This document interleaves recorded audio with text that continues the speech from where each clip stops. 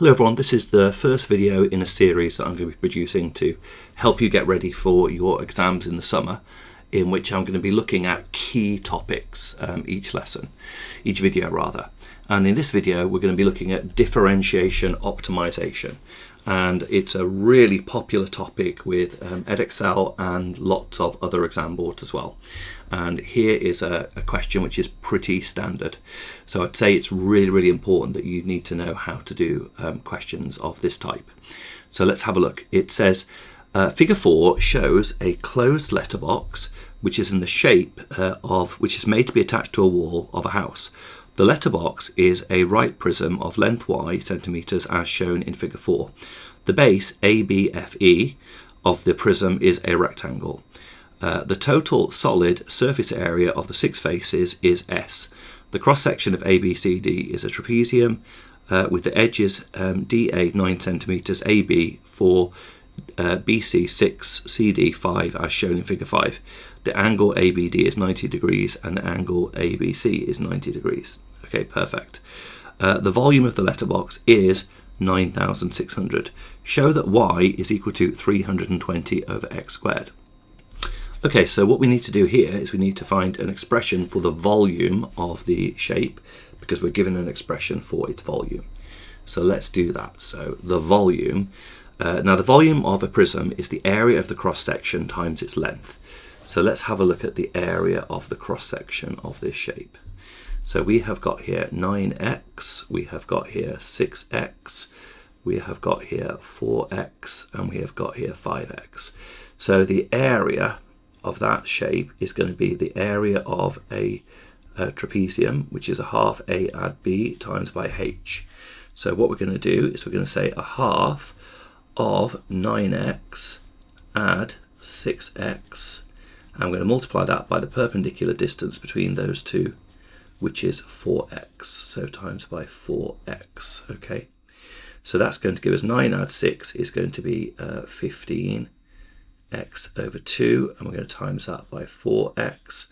So that is going to end up as 30x squared.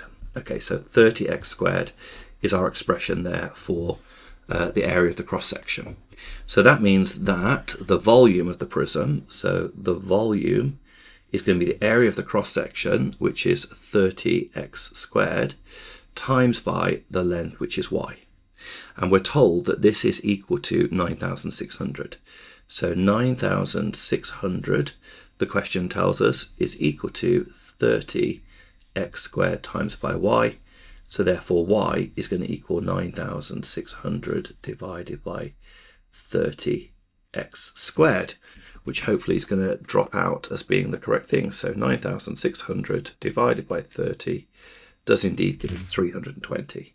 So y is equal to 320 over x squared as required. And that's part A done. Okay, and I've seen that kind of idea come up in very recent papers in Edexcel. Now let's see what's the next bit of this this is an much older legacy kind of Edexcel question, this one. Okay, let's have a look. Even though it's older, it's still absolutely relevant to, the kind of thing that could come up this year. Okay, so it says, hence show that the surface area of the letterbox S is given by that expression there. So what we need to do is think about all of the various elements that are going to make up the surface area of the shape. So let's have a look at the surface area. So the surface area of the shape is we're going to have the back rectangle, and that back rectangle is going to have dimensions of 9x times by y. And then we're going to have the front little mini rectangle, and the front rectangle is going to have dimensions of 6x times by y. Then we're going to have the sort of little bit along the top that's there at an angle, the 𝗴𝗃𝗃, put that up there. Whoops, that's D, that's H, that is G, that is C. So this one, the dimensions of this one are going to be y times 5x, so y times by 5x. Okay, we've done the sides. We know that each of the sides we're saying is 30x squared, and we've got 2 of those. So we've got another one of those as well at 30x squared. And then finally, so we've done the front, the back, the slopey bit, we've done the 2 sides, so it's just the base. And the base is 4x times by y. Okay, there we go. We've sort of like deconstructed the letterbox quite literally into all of its constituent elements. So therefore, the surface area of the whole thing, which they're calling S, is going to be given by 9x times y. Okay, so that's that one done. Plus 5x times y, that's that one done. Plus 6x times y, that's that one done. Plus 4x times by y, that's that one done, and it's going to be plus 2 lots of the 30x squared, so plus 60x squared, that's that one done and that one done. Okay, very good. So now we've got our 9 add our 5 add our 6 add our 4, all gives us 24xy. So S is equal to 24xy plus 60x squared. Now, this is a very common theme in questions of this type. What we've got now is we've got here an expression that has 2 unknowns in. And earlier in the question, we derived the fact that y was equal to 320 over x squared.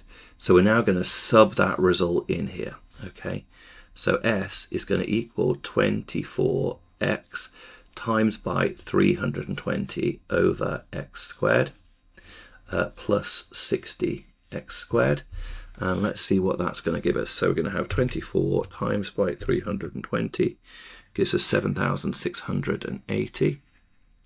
That looks very encouraging. 7,680 over x, because that x cancels with that squared, and then we have plus 60x squared. So we've now derived that result. Okay, so we've got that as required there for 4 marks. So as I say, very, very common theme there. Typically, all of the questions of this type, when they come up, usually involve finding an expression for an area and a volume, and then subbing one into the other.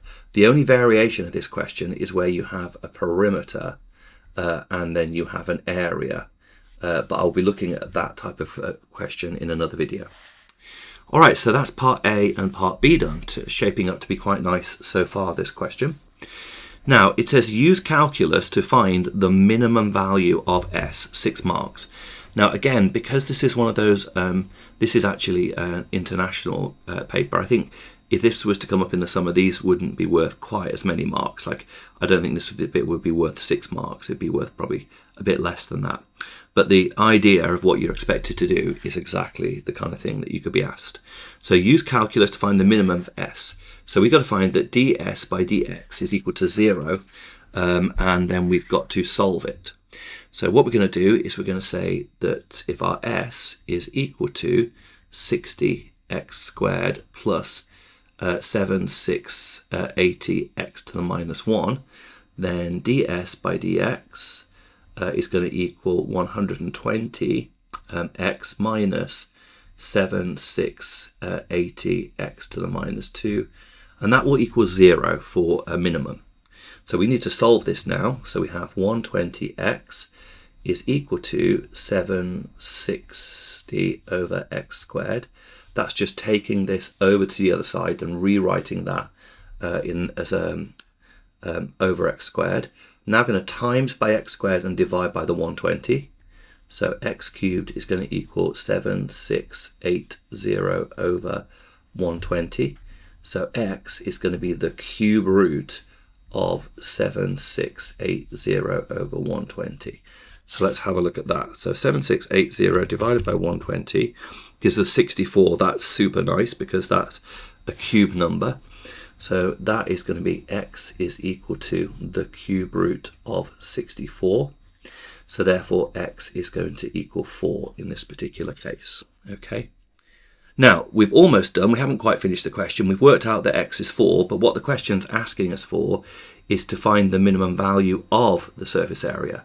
So we found so far that the minimum surface area occurs when x is 4.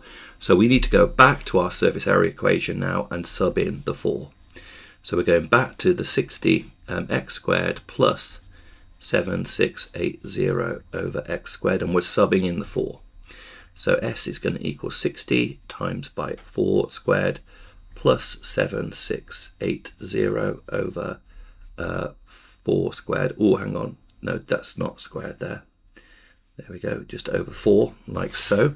So we're going to have 60 times by 4 squared is 960. Let's write down these separate components. So we have 960 plus 7680 divided by 4, which is 1920.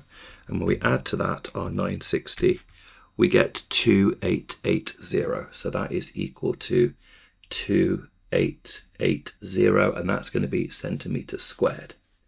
So that's our answer there for part C. Now, very often in these questions, and this occurs here, they ask you to justify. They're being very kind here, actually, in the way that they're saying justify by further differentiation. I think that if they're not feeling quite so kind, they just say justify, okay, that the value that you found is a minimum. So in order to justify that something is a minimum, we need to differentiate again, and we need to find out what is d2s by dx². Okay, now let's have a look. What was our ds by dx? Our ds by dx was this expression here, 120x minus 7680 x to the minus 2. So if we differentiate that again, that's going to go to 120 because the x will disappear. And then our 7680 is going to be times by 2, which is going to give us 15360. So we're going to get plus 15360, and that's going to go to x to the minus 3, so that's going to be over x cubed.